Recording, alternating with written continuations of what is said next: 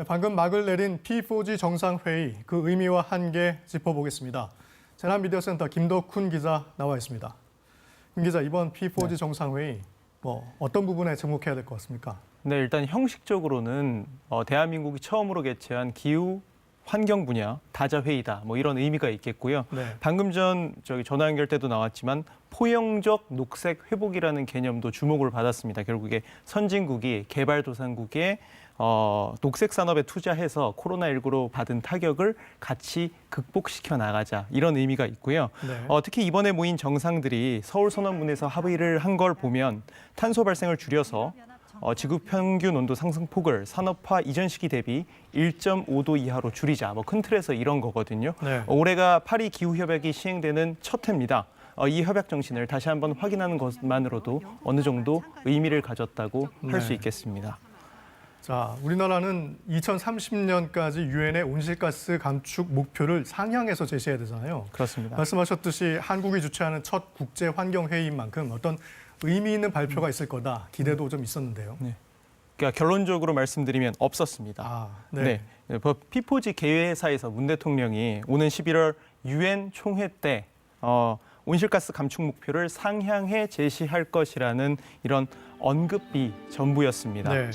이 언급조차도 최근 있었던 한미 정상회담 때 나온 발언을 반복한 수준이거든요. 네, 그렇군요. 한국이 더 진전된 온실가스 감축안을 내놓을 것이라고 기대했던 환경단체 등은 그래서 반발을 하고 있습니다. 네, 그래서 환경단체가 아예 한국을 기후 악당국이다 이렇게까지 표현했는데 어쩌다 우리가 이런 소리까지 듣게 된 겁니까? 네, 이제 한국이 기후 악당국이다, 이런 딱지가 붙은 거는 5년 전입니다. 네. 대표적인 석유, 석탄 수출국인 사우디, 호주와 함께 이런 이름이 붙여진 건데 네. 기후변화 대응에 게으르고 또 무책임하기까지 하다, 이런 의미를 담고 있습니다. 네. 자, 친환경 미래 에너지 육성, 이게 바로 문재인 정부의 국정 과제인데 5년 전에는 그랬다 치더라도 왜 지금도 같은 평가를 받고 있나요? 네. 각종 지표를 보면은 당장 이해가 되실 겁니다. 네. 먼저 첫 번째, 한국은 탄소 배출량 세계 7위 국가입니다. 네. 현재도 그런데 10년 전에도 그랬습니다.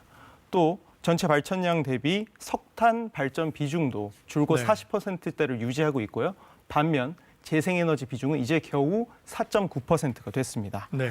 독일의 재생에너지 비중은 10년 새 16.8%에서 40%가 된 것, 그리고 일본조차도 우리의 선업의 수준임을 고려를 하면 네. 우리나라의 재생에너지 개발 수준이 미진하다는 것을 알 수 있을 겁니다. 그렇군요.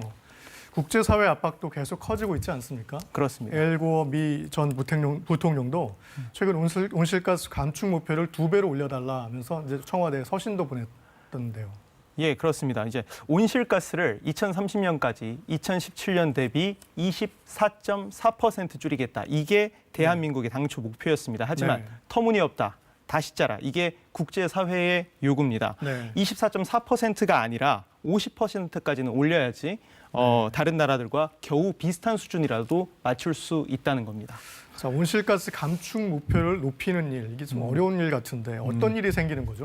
네, 온실가스 배출이 많은 발전 방식과 또 산업 구조의 전면적인 개편이 불가피합니다. 네. 또 개인으로 보면 일자리도 문제가 됩니다.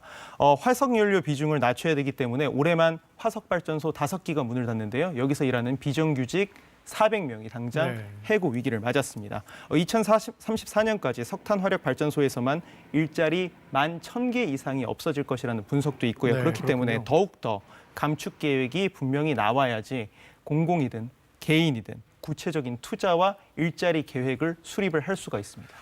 네, 마지막 질문인데요. 해프닝도 있었어요. 네. P4G 개회식 영상에 네. 서울이 아닌 네. 평양의 위성 사진이 쓰였다고요? 네, 그렇습니다.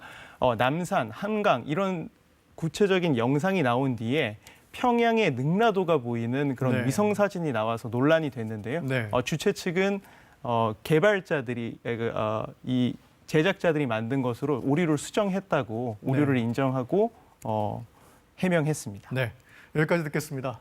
재난미디어센터 김덕훈 기자였습니다.